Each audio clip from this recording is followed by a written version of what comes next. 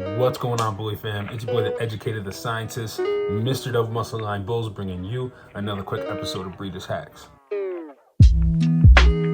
So as you can see, all the meds that I got in front of me, this is an episode that we're going to touch on, talking about the meds, antibiotics, all the things I keep on standby for my dogs.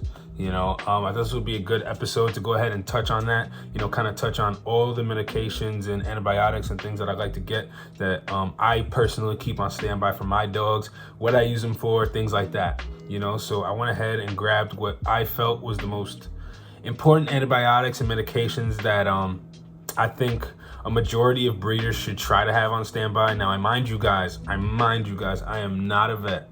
So I am not, I don't want to be held liable for anything that you guys do. This is just strictly what I have, what I use, what I do, So definitely I suggest consulting with your vet, if you have any questions about anything. This is just a video strictly on what I do, what we do here, just a quick disclaimer. Really what I did was I just went into my cabinet where I kind of keep all the antibiotics and meds that I have on standby for my dogs and grabbed what I felt was like the most important. I could do a part 2 really kind of covering everything, but to keep the video short and not get too crazy, I just grabbed what I felt was like kind of the most important things that you don't have to have right away, but if you're breeding long enough, I think it's helpful and essential and key to have, you know what I'm saying? So anyway, I just figured, like I said, I grabbed what I felt was most important, what I used the most, most frequently, and just laid it out all here. So I guess so let's get started. I'm going to start from the first thing to the last thing. There's no particular order in how frequently I use these things. These are all things that I just generally use, So I got a pile right here, so I'm just gonna grab and just keep going from each one. So like I said, there's no particular order, So one of the first things that I would recommend, highly recommending having, and these items that I'm covering, you can get them from your vet. A lot of them you're going to need a prescription for. Some of them, as I covered in a later episode, you can get for fish, and then as well as, like I said, some of them you really it's just you need a prescription for it, or a lot of these items you can also get on where I get most of mine is from Canine Pharmacy Direct. So anyway, so the first thing I would just say is lactated ringers. A lot of people say IV fluids. I think having a few bags of these is like super essential, important, and key. The reason being is because if you have puppies, even adult dogs, any dogs that are getting dehydrated, Pedialyte, oftentimes, depending on how bad it is, sometimes, you can use Pedialyte and it'll save the dog. But other times and instances, the dog might be so dehydrated that's not going to act fast enough, and this can be a lot faster. If you give it IV, that's the fastest way. I got an episode on Breeders' Hacks. You guys can check out subcutaneous fluids, but that's what I keep these for. Inject it right under the skin, forms a bubble, and hydrates the puppy a lot faster than if you were given like Pedialyte, and can really be a life or death situation. You know what I'm saying? So having these, in my opinion, is super important. Just off the top of my head, I believe in order for a puppy or adult dogs in general, to sustain life, it's 30 milliliters per pound. So you give half of that in the morning, half at night. As I said, I got an episode going on to depth in that, but I always keep bags of this. If you can get these, like I said, you can pay a few bucks, get them from your vet. You can get them from caninePharmacyDirect.com. However you can get these. Like I said, this to me is like I said, it can be between life and death. All right, next item. Here we go. Enteroflexin. I'm going to put somewhere around here with each item. I'm going to actually put their proper names, so if I'm butchering the name, at least you guys can search it up and do your own research, things like that. But Enteroflexin, right? So this is also known, widely known, especially like in the bully community, as Baytril. Baytril is the company, but the drug is Enteroflexin. So this isn't from the company Baytril. This is from a different company, Mediology or something like that. But this is Enteroflexin. So it's essentially the same thing as getting like, Advil versus the CVS brand. You know what I'm saying? So what I like about this is you get it in a nice big bottle. You know what I'm saying? Because it's for, it's more for horses, but it's the same drug. You know what I'm saying? With my experience with this is that it is a very super strong antibiotic. In my opinion, probably the strongest you can get your hands on. You know, like I said, this is something that you don't want to give a whole lot of. You want to make sure that you're dosing correctly. I'm not even going to put the dosages in this video. You guys can do your research. I know, like, for example, Canine Pharmacy has a lot of the dosages already on there. I'm not putting them in here. I just know, like I said, with this, you want to make sure you're dosing it correctly. Not only that, but like I said, for most infections, this can tackle most infections. Like I said, like this is like, there's really not many things I would use stronger than, there's not many things I can use really stronger than this. Like this is really kind of as strong as it gets. So when I see like super bad, like UTIs and things like that, you know, this is what I'm gonna throw that way. You know, and most of the time it treats it. You know what I'm saying? I do know of people using it for like skin infections and things like that. But long story short, like I said, this is just a super strong, super potent antibiotic. And like I said, it will treat most infections. You know what I'm saying? So this you have to give intramuscularly. So I like to do the leg muscle, and it's once a day. You know, so I just like to keep this on standby because, like I said, especially with females, like for example UTIs, I don't take those lightly because of the fact that, you know, I get fearful it could turn into something way more worse and nasty. So I like to attack it right away. And this injection wise, I mean, is going to be the fastest way when you're trying to do anything, really. You know what I'm saying? Injection is always going to be the fastest acting. So that's, you know, Enteroflexin, like I said, super strong, probably the strongest antibiotic you can get your hands on, and treats most infections. What's the next thing? Okay, we will do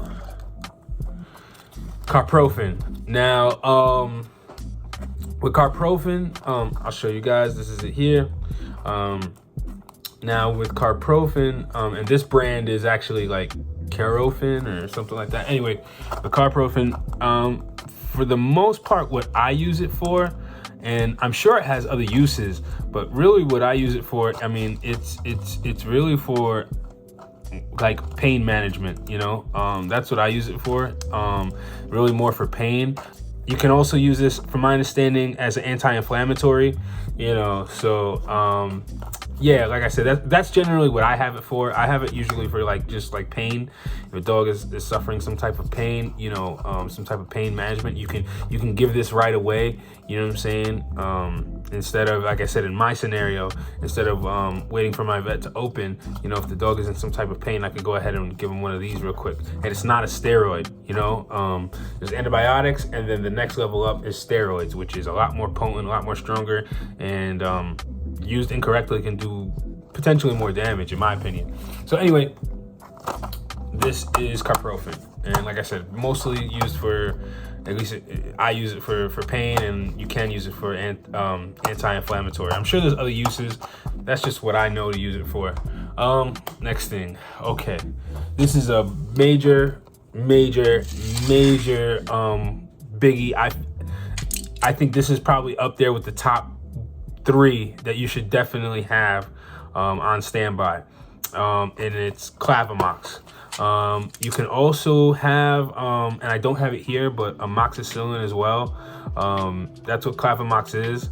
It's amoxicillin and potassium clavolite, I believe it's pronounced. Yet again, I'll have it written somewhere here. So with this stuff here, I think every breeder should have this on standby. I know a lot of vets will prescribe your dogs this for many different things. What also makes this such a great thing to have, it is safe to give to pregnant dogs. You know, most vets will give this to pregnant dogs. They're very limited on what antibiotics they can give to pregnant dogs. So I have two forms right here. It comes in two different forms. You can get it in the pill form, or you can get it in the powder form, where you add some distilled water or something like that. And now it's in a, it's in a liquid. So you can have the liquid form or the pill form. Now, when it comes to lavimox, it's one of those things that you're typically going to give. I know with the pill, you're going to give like twice a day. The thing with lavimox, right? So other than it being safe to give to pregnant females, and let me backtrack. It's an antibiotic in case I missed that. But with lavimox, the thing is that you can also give this to newborn puppies.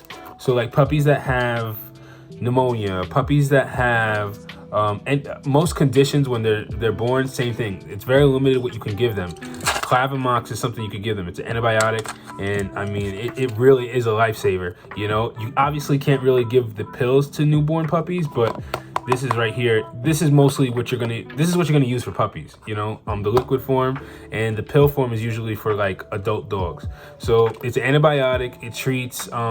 Vets use it for so many different things. They use it for skin conditions. They use it for UTIs. Like I said, most infections. You know, they'll prescribe like a lavimox. You know what I'm saying? It's just a standard wide spectrum general antibiotic, meaning it treats so many different types of infections. Like I said, UTIs, upper respiratory infections, the list goes on. So like I said, lavimox is always like, I mean, if I had to have one of these items, this would definitely be up there with the top 3. Like, this is definitely mandatory in my opinion. If you don't get anything from this video, I would definitely grab myself, some lavimox. As I said though, with lavimox, you do need a vet's prescription. You can get amoxicillin. It's just missing the I forgot how to pronounce it. The clavulite the potassium clavulite. That's the only thing, but I prefer lavimox over standard amoxicillin. If that's all you can get, then I mean, it's better than nothing. Amoxicillin is as well pretty much safe. But yeah, like I said, lavimox is definitely great to have. Like I said, when you see those puppies, they got a lot of mucus. Like I said, you got some upper respiratory going on, things like that. The females, you see maybe a little bit of discharge before having puppies or something like that. Lavimox, this is going to be good to have. And like I said, I believe Canine Pharmacy Direct, you can go on there. It'll also have the dosages and more of what the things, what this treats. So we're just doing a general walkthrough with what I keep.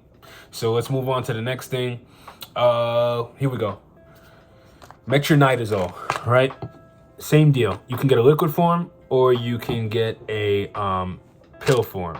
Now, what metronidazole is, I know it's the traditional way that vets would use to treat like ailments like Giardia and things like that. Let me just backtrack. Metronidazole is like an anti-diarrhea medication, right?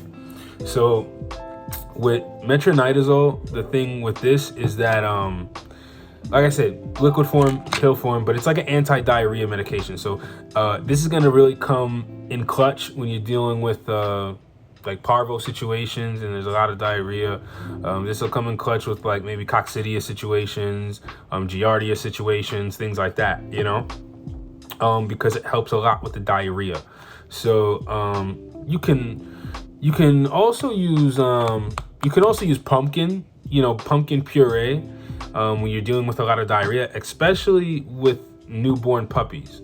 You can use a pumpkin puree if you can't get your hands on metronidazole. But it's like I said, it just comes in clutch when you're dealing with like heavy duty diarrhea situations. That's really what I use this for. I mean, yet again, I'm sure it has a lot of these medications have other things that they treat, but this is like mostly, from my understanding, what it's used for, as well as, I mean, what I mostly use it for. So like I said, pill form, liquid form, metronidazole, anti-diarrhea medication. All right, so now the opposite of diarrhea, right? Vomiting. That is what Serenia is used for, right? So Serenia is pretty much used for anti-vomiting medication. This is good for, you know, like say you have a dog that gets a lot of motion sickness when you're driving in the car. This helps a lot. I've had situations where, and then yet again, this is just particular to me. I was dealing with a situation that the dog had parvo, so was doing a lot of vomiting. So I gave the Serenia to minimize the vomiting and minimize, you know, the nutrients that the dog is losing because they're continuously vomiting and having diarrhea. So this is just an anti-vomiting medication, used wisely. Now, this would be bad if you would use this if the dog, say the dog swallowed like something sharp, for example, and you want the dog to vomit, but the dog can wind up cutting something on the way out. So this has to be used with extreme caution. I mean, I would just say with most and all antibiotics, like I said, you know, if you don't know what you're doing, definitely speak with your vet and exercise extreme caution, you know what I'm saying? Because you don't want to do more harm than good, but this is what Serenia is used for, anti-vomiting medication. That's what Serenia is used for, pretty much. Let's see. So forgive me for this one because I have no idea how to pronounce this. Neomycin and polymix B sulfates, bacterium zinc, and hydrocortisone ophthalmic ointment, USB. Long story short, this is a triple antibiotic ointment with steroid. So why do I have this? I pretty much use this for like anything that I got going on with their eyes. Now, if it's dry eyes, then that's a different story. I mean, you can use this, but that dry eyes, I mean, I just use castor oil. But anyway, for most part, when I see something going on with their eyes, I mean, this is really the only thing that I have that I use if I see something, you know, going on with their eyes. It's an antibiotic and a steroid that you can go ahead and use for the eyes. So it's a pretty general spectrum for what you can use when you're dealing with eye issues. But this is the only thing that I really have that my vet really kind of uses, you know what I'm saying? So that's pretty much what I use, pretty straightforward. Like I said, it's in a thin bottle. I'll show you. It's in a thin tube, right? So it comes in this little tube like this. You go ahead, twist off the cap, and now you just apply a thin line on each eye, you know? So depending on whatever condition the dog is dealing with when it comes to the eye, maybe maybe you're dealing with some really irritated eyes, some inflamed eyes, whatever condition you're really dealing with. Like I said, this is pretty much the only thing that I use, you know? And like, yet again, I'll have the name somewhere here so you guys can see the exact name of it. So next thing, and like I said, it's an antibiotic and a steroid, but it's just for the eyes. So in my opinion, that's pretty much kind of like the best thing you'll be able to give them. Just because, like I said, it is those three antibiotics and a steroid. So the next thing, right? Let's see. Here we go. Cephalexin. This is going to be another one that's going to be pretty up there as far as definitely having on standby. Cephalexin you can get just like Lavimox. You can get it in a liquid form. You're gonna mostly find it in more of a pill form. With Cephalexin, right? It's similar to amoxicillin. It's similar to Lavimox. I mean, it's a general wide spectrum antibiotic. I find that it does a little bit better with the skin conditions, you know, aspect side. But I mean, Cephalexin, yet again, I mean, it's in that kind of similar category, in my opinion, to like amoxicillins and things like that. You know, just general antibiotic. You know, you can use this for like UTIs and things like that. You know, and just be mindful with the UTIs. The more aggressive a UTI is, then obviously you're gonna want to use something stronger like a Baytril.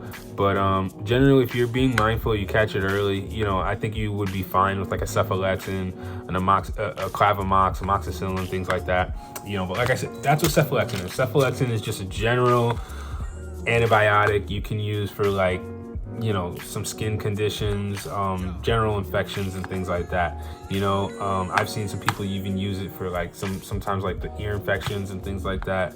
You know, like I said, it's just a general antibiotic, you know. All right, the next thing, doxycycline, right? I like doxycycline. This is gonna be up there with my top 3 in my opinion. Same thing, you can get doxycycline actually also, and I don't have it here, but I have it in my cabinet. I should have grabbed it. I also have it in a injectable form for puppies.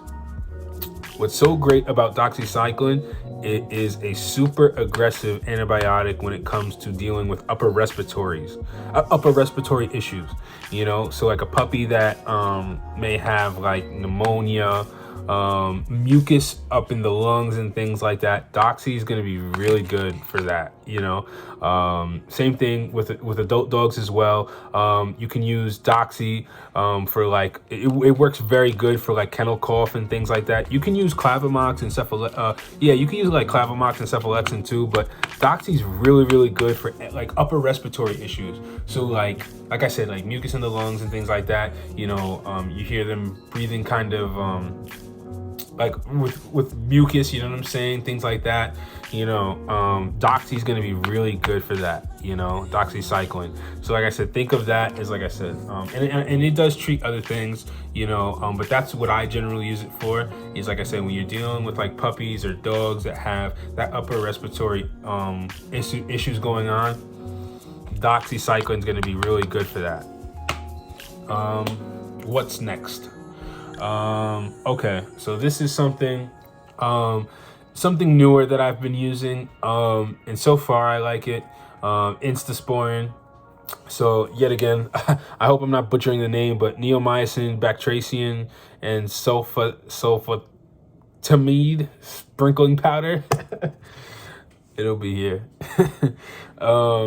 So with this here, right? So what I like about this, it's a powdered antibiotic basically, and it's really generally for the skin, you know. So what I've been finding that it works good for is like blisters between the feet, and I'll try to get a picture somewhere, but like the blisters in between the feet, putting it on where like the dog may have the sores and things like that. Like it's a powder, you know what I'm saying? And don't quote me on this, but I do know of some people who said that they used it on their pregnant females and didn't have any issues, you know, but I haven't personally tried that.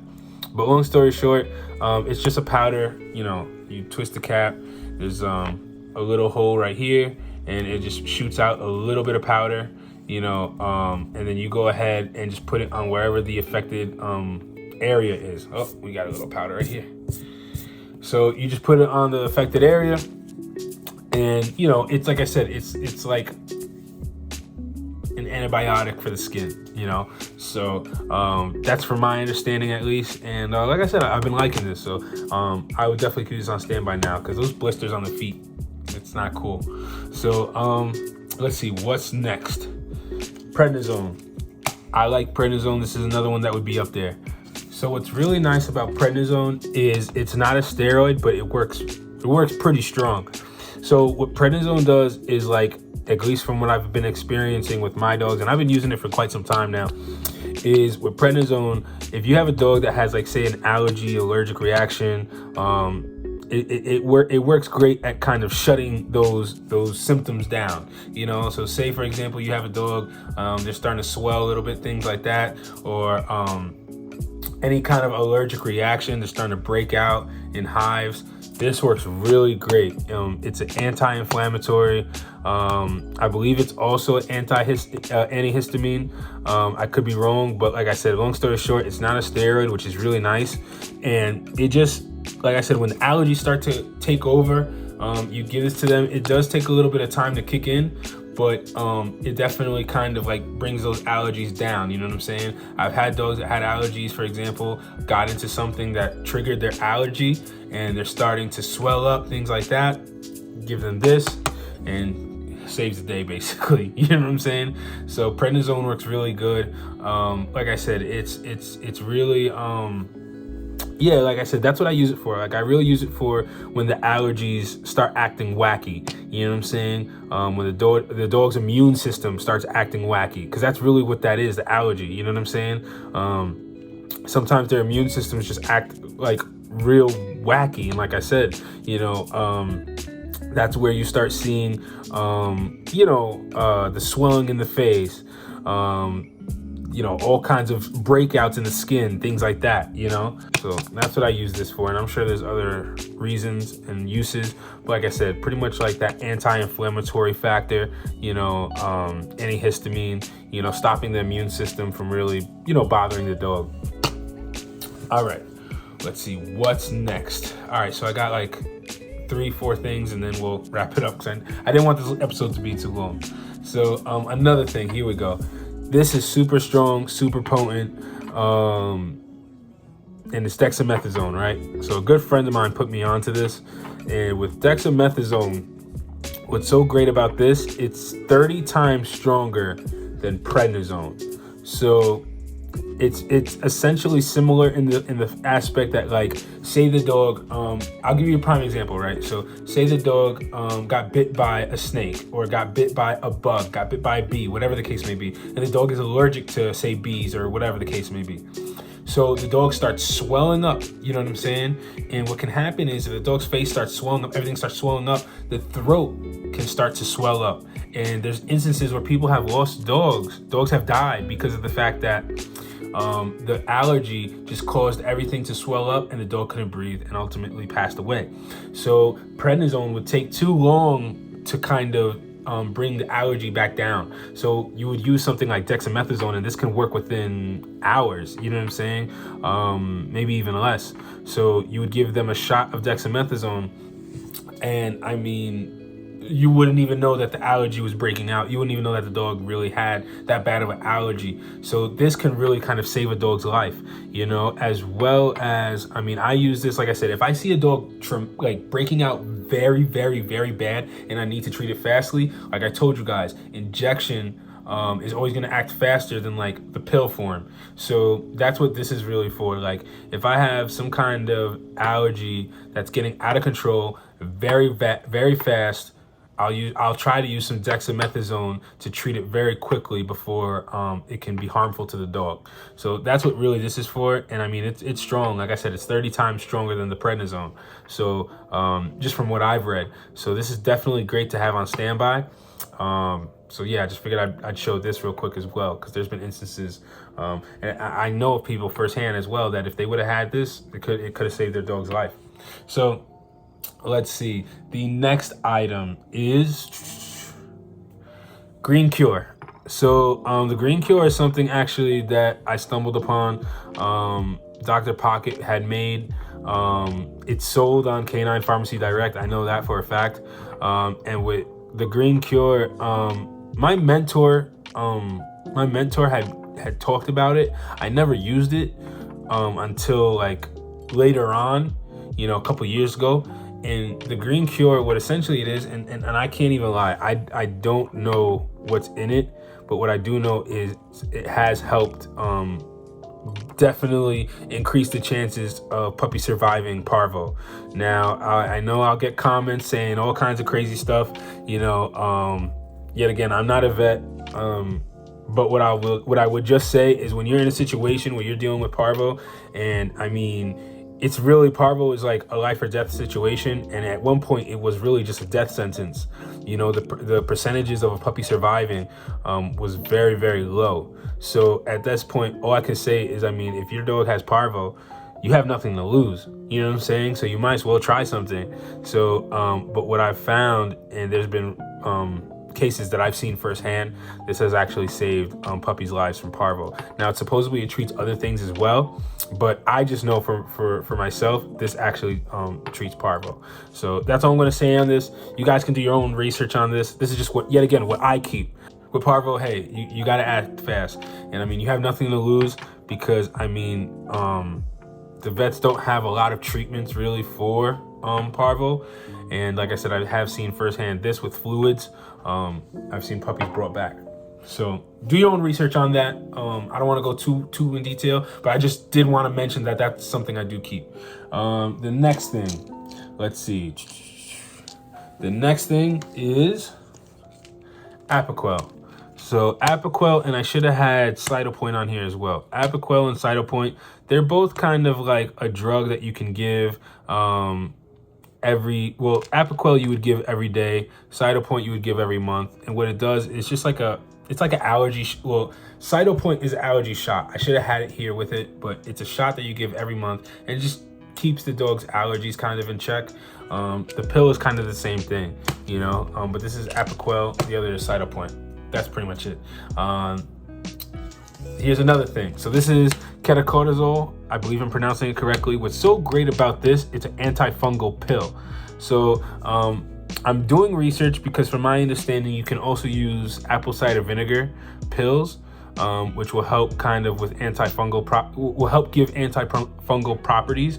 But I know this is strictly used for antifungal things going on. Say you got an ear infection with a lot of yeast, things like that. A vet will normally prescribe something like this. So that's what I like about having this on hand and on standby. Like I said, I don't know if I'm pronouncing it correctly. The name will be somewhere over here. Antifungal. And the last thing, this is the last item. Thank you all who made it all the way to the end with me. But cleft palate prevention, right? So this is something Canine Pharmacy Direct. If you don't get cleft palate prevention, at the very least, get yourself folic acid. And long story short, you just give this when the female comes into heat. And from the first breeding, you give this one a day until the puppies are here. And this is really just to prevent puppies with cleft palates. You know what I'm saying? So that's pretty much it. It just prevents puppies with cleft palates, and that's pretty much it. So all right, guys, so we went through pretty much everything. I mean, if you guys want to see a part 2, definitely drop a comment down below. This is some of the stuff that I just thought I'd grab real quick to just show you guys. I don't know, this might be like the top 15 things I think you may need to have or something like that. All depends on your goals and whatnot when in this dog breeding thing. If you have a few dogs and it might not be that big of an expense for you to go ahead and go to your vet, but if you have as many dogs as us, it's ideal to kind of just have a lot of the medications that we have on standby for our dogs, especially between having to wait for the vet to open and things like that. Our 24 hours aren't as close, things like that. So anyway, I hope this was helpful. I hope this was informative. Feel free to speak to your vet, do your own research. I highly recommend that. So I hope this was helpful. I hope this was informative. If you have any comments, please drop one down below. Make sure to like, share, subscribe, and I'll see you guys in the next episode of Breeders Hacks.